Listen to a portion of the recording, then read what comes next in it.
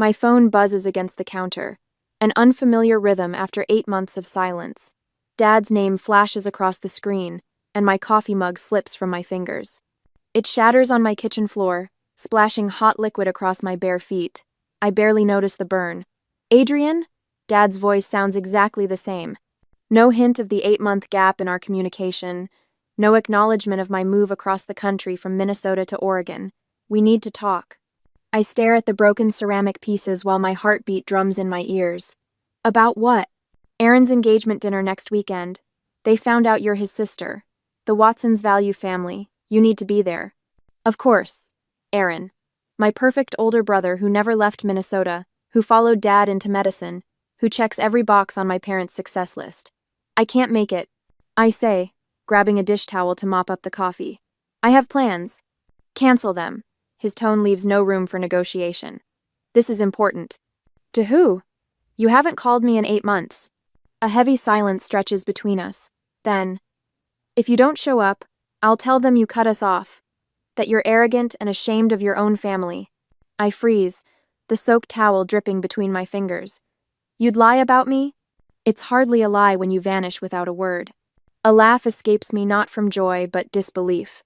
8 months of silence, and now I matter, because I'm useful. My mind flashes back to summer 11 years ago. Me at 17, clutching the acceptance letter to a free coding camp at the University of Minnesota. A rare opportunity for girls interested in computer science. We can't afford the bus fare, Mom had said, sliding a plate of meatloaf toward me at dinner. Maybe next year. 2 weeks later, Aaron burst through the front door waving his own letter. A prestigious $3,000 leadership program at Northwestern. We'll make it work, Dad had announced, clapping Aaron on the shoulder. Then, noticing my expression, he'd added, maybe your sister sucked all the luck out of this family. Back in my kitchen, I gripped the counter edge. I have commitments here. I can't come. Commitments? Dad's voice sharpens. What could possibly be more important than your brother's engagement? My life here, I say, the one I've built without any of you. I regret raising you. The words slice through the line. We always knew you'd betray us. My hands tremble, then suddenly stop. A calm washes over me as I realize something profound. I'm no longer afraid of his disapproval. It's already priced into my existence. Is that all? I ask, my voice steady. The call ends without another word. Within minutes, my phone pings with a text from Mom. A photo of me at 3 years old clutching a teddy bear. Another ping. Me at 5, missing my front teeth. You were such a sweet girl. What happened to you? My aunt calls next, then my uncle. Cousins I haven't spoken to in years suddenly have opinions about my absence. The coordinated attack is impressive in its efficiency. I open Facebook and navigate to Mom's profile. Yesterday's posts appeared a birthday brunch with her friends, all smiles and mimosas. Best day ever with my favorite people. The timestamp. 18 hours ago. So much for being devastated by my absence until I refused to attend the dinner. This performance of grief only began when I became inconvenient. I block my father's number, then my mother's. The trembling returns to my hands, but it's different now, not fear, but the physical aftershocks of standing my ground for the first time in 28 years. I look at the shattered mug on my floor. Perhaps some things need to break before you can finally sweep them away. Later that day, my phone buzzes with a notification from an old group chat I muted months ago. I tap it open, expecting wedding details from the extended family. What unfolds instead makes my stomach clench. 8 months of messages about me. Not to me. Adrian always was jealous of Aaron's success, my mother wrote 3 months ago. She can't stand that he's getting married before her. My father. We've tried everything. Some children just refuse to appreciate what they have. I sink onto my couch, my breathing shallow and quick. My cousin Diane chimes in with sympathy for my poor parents dealing with such a selfish daughter. Screenshots of my Instagram posts appear in the chat, dissected for evidence of my supposed bitterness. She abandoned us without explanation, Dad wrote. Who does that to their family? My fingers tremble as I scroll back to April, when my mother posted that I'd run away in a fit of jealousy after Aaron's engagement. No mention of the coding camp denied, the constant comparisons, the 17 years of playing second string. The worst discovery comes in a message from Aaron himself. Don't worry about the wedding. We'll make sure everyone knows the real story about why Adrian isn't there. My throat tightens. They never intended to reach out until they needed a prop for the perfect family portrait. 2 days later, I joined Aaron's rehearsal dinner via video call, against my better judgment. My laptop screen fills with crystal chandeliers and white tablecloths, everyone in pressed suits and cocktail dresses, while I sit in my home office in a hastily chosen blouse. "Oh, she's connected!" My mother's voice rings with artificial delight. "Everyone, this is Aaron's little sister from California." "Oregon," I correct automatically. "Right, Oregon." She waves dismissively. "Caroline's parents wanted to meet you before the wedding." Caroline, Aaron's fiancée, offers a tentative smile. Her parents nod politely, clearly uncomfortable with the palpable tension. "Well, look who managed to make time." Aaron's voice drips with condescension. "Glad you could join us for once." The waiter arrives with champagne, and glasses rise for a toast. Aaron stands, straightening his tie. "To family, those who stand by you no matter what." Eyes flicker toward my image on the tablet propped at the end of the table. Message received. When the call ends an hour later, my phone immediately pings with a text from my cousin Diane. "You embarrassed everyone tonight." I frown. I barely spoke. Another message follows.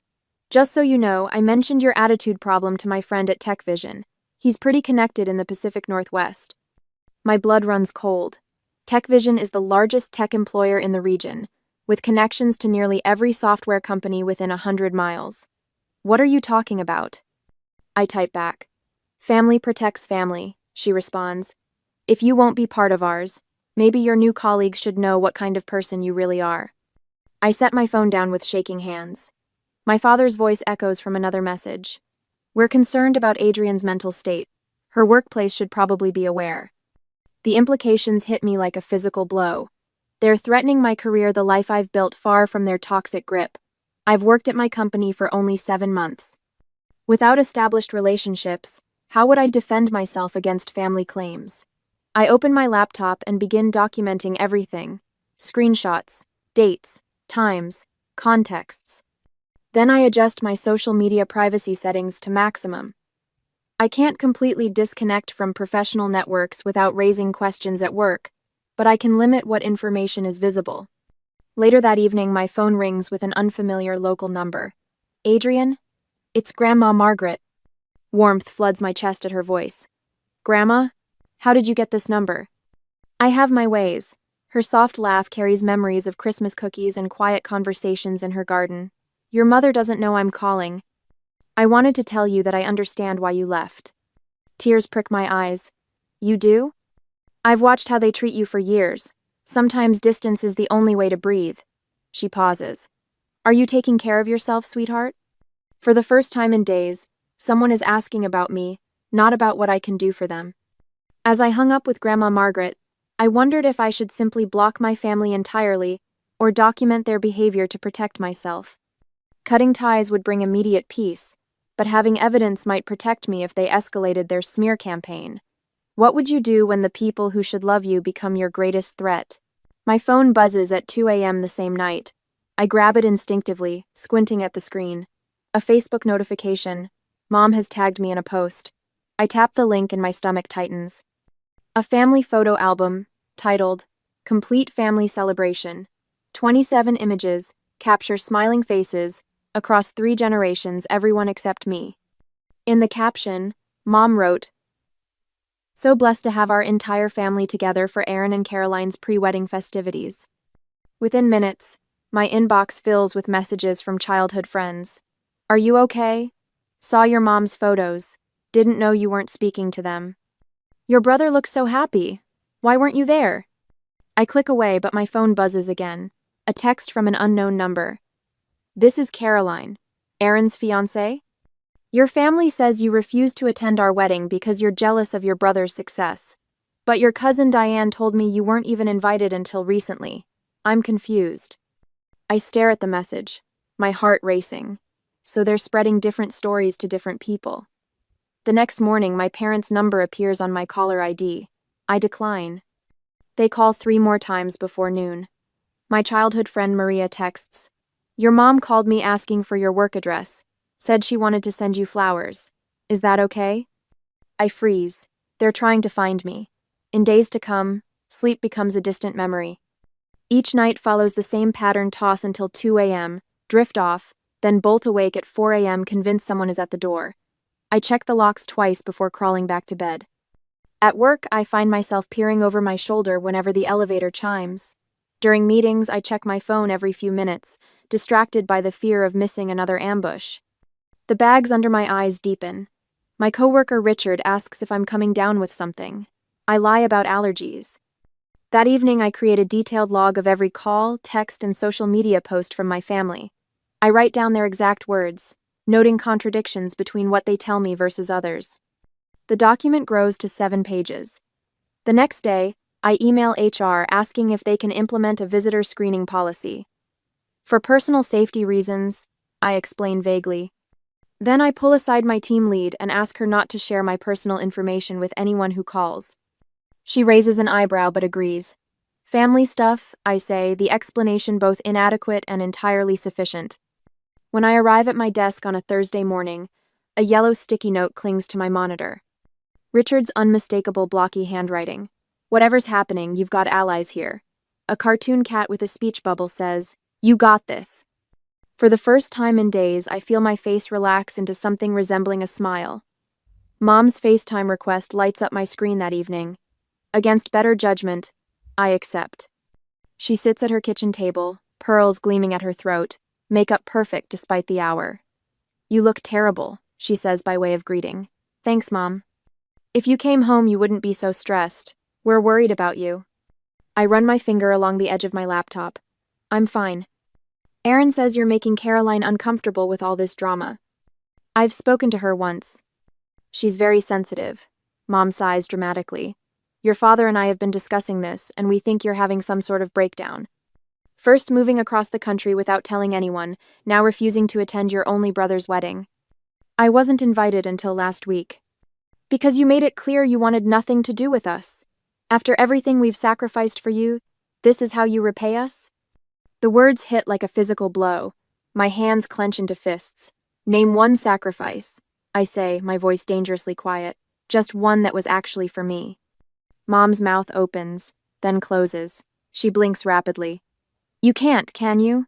The realization washes over me like cold water. "Because there weren't any."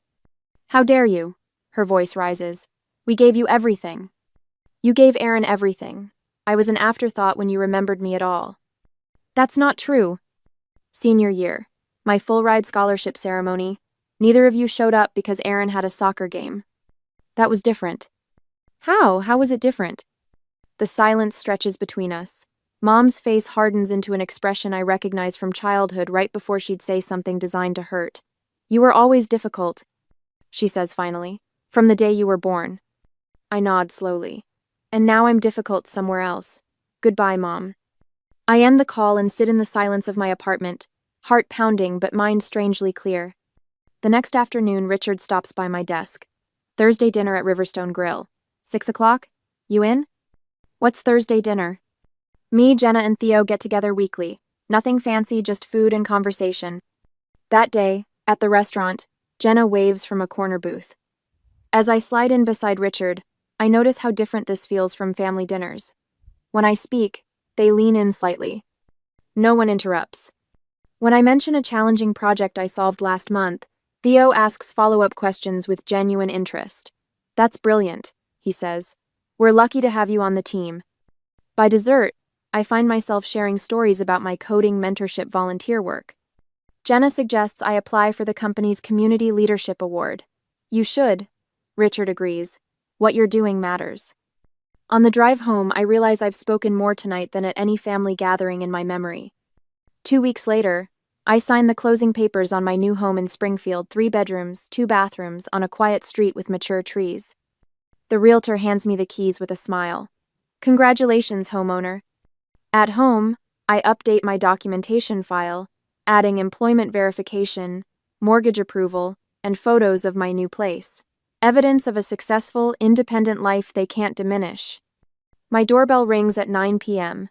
Through the peephole, I see Caroline Aaron's fiancé shifting nervously on my welcome mat. I open the door. "How did you find me?" Caroline stands on my doorstep, arms crossed, eyes narrowed. Her engagement ring catches the afternoon light. "May I come in?" Her tone suggests this isn't a social call. I step aside, my heart hammering against my ribs. Coffee? She shakes her head but follows me into my living room. The folder I prepared sits on the coffee table, evidence compiled over years of systematic erasure. Aaron said you're refusing to attend our wedding because you've always been jealous of him, Caroline says, perching on the edge of my couch. But something doesn't add up. I open the folder without a word and slide a stack of family photos toward her. In each one, Aaron stands centered, beaming, while I hover at the edges, half-cropped from frame, forgotten. This was my 8th birthday. I say, pointing to a photo where my father holds the cake before Aaron, who isn't even looking at me.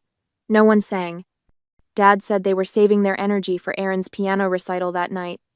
Caroline's fingers trace the images, her expression shifting from suspicion to something more disturbed.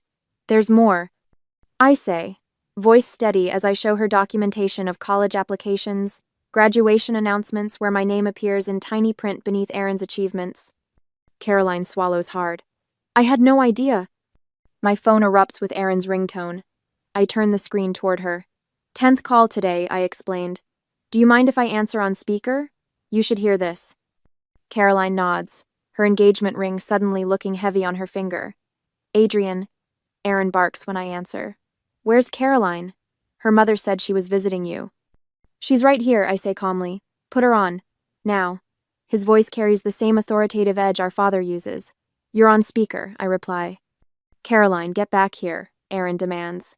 Whatever she's telling you is lies. She's always been unstable, always needed attention. Caroline's eyes widened at his tone. Aaron, she interrupts. You never mentioned that your parents didn't attend Adrian's college graduation. The silence stretches for 3 heartbeats. That's not what happened, he finally sputters. They were sick. Both of them. Same day. Tell her, Adrian. I slide another photo toward Caroline, my parents at a Twins game, time-stamped the day of my graduation. Caroline, Aaron's voice drops to the gentle tone he reserves for manipulation. Remember how I told you my sister has always created drama? This is what I meant. Come home so we can talk about this without her poisoning. Caroline reaches over and ends the call. We sit in silence until she asks, would you still consider attending the wedding? I pause, studying the warm afternoon light streaming through my windows. Would showing up with dignity demonstrate I'd moved beyond their power, or would staying away protect the peace I'd fought so hard to build? What boundaries truly bring healing when family has failed you? That evening, Richard stops by with takeout and a folder of his own. I've spoken with HR, he says, laying out documents on my kitchen counter. If your family tries contacting the company, they'll be directed to legal. Your position is secure. He's drafted a statement for my professional social media, nothing dramatic, just subtle language establishing boundaries before any smear campaign can take root. You don't have to fight this alone, Richard says, pushing a container of pad that toward me. My phone buzzes with a text from grandmother Margaret. The wedding rehearsal moved to 4 p.m. Friday. Reception at Lakeside Gardens, not hotel as originally planned. Aaron told Caroline's parents you confirmed you won't attend. Should I correct this? I text back. No need, let me handle it my way. For the first time in days, I feel secure in my decision. The protection of my new support system wraps around me like armor. Later that week, Margaret calls with news that cracks open a smile on my face. Caroline's parents cornered your father at dinner, she tells me. Asked why he'd cut you out of family photos. Your mother couldn't explain why those pictures on Facebook show you standing apart at every gathering. Margaret pauses, and Caroline's father questioned Aaron about his outburst on the phone, said it reminded him of how your father speaks to your mother. A tension I've carried for years loosens in my chest. The wedding's next week, Margaret continues. Your mother's telling everyone you'll make a dramatic last-minute entrance, but Caroline's parents keep asking uncomfortable questions about why you'd need to make a statement at all. I picture my family scrambling to maintain their perfect image as the foundation crumbles beneath them. The Watson family values honesty, Margaret says with satisfaction in her voice. Something your parents forgot long ago. As the wedding weekend was slowly arriving, I turned off my phone and opened my laptop. The piece I've built did not require their approval or their invitation. On a Friday morning, the glass doors of Zenith Software swing open, and my stomach drops. Dad strides in first, wearing his best doctor smile, the one reserved for difficult patients. Mom follows, her fingers twisting her wedding ring in circles. Aaron trails behind, eyes fixed on the polished floor tiles. Richard glances up from the reception desk, eyebrows shooting toward his hairline. Adrian, he pauses, searching for the right word. Family is here. We just need 15 minutes, Dad says, his voice doctor. Smooth but eyes flint. Hard. Family matter. I feel every eye in the open office space lock onto us. Heat crawls up my neck as I motion toward the small conference room. This way. Once inside, Dad doesn't waste time. We've come with a reasonable compromise. He leans forward, hands clasped on the table like he's explaining treatment options. Just attend the ceremony, sit in the back, leave before the reception if you want. Mom's hands flutter like trapped birds. People are talking, sweetie. They're saying such awful things about why you won't come. Things we've tried to correct, Aaron adds, his apology sounding rehearsed. But without you there. He shrugs, the implication clear. Dad delivers the final blow. If you refuse this compromise, you'll only confirm what everyone already thinks, that you're the problem. I say nothing as I walk to the digital calendar displayed on the wall. With 2 taps, I bring up next Saturday. The 10 a.m. slot reads, House closing, Springfield.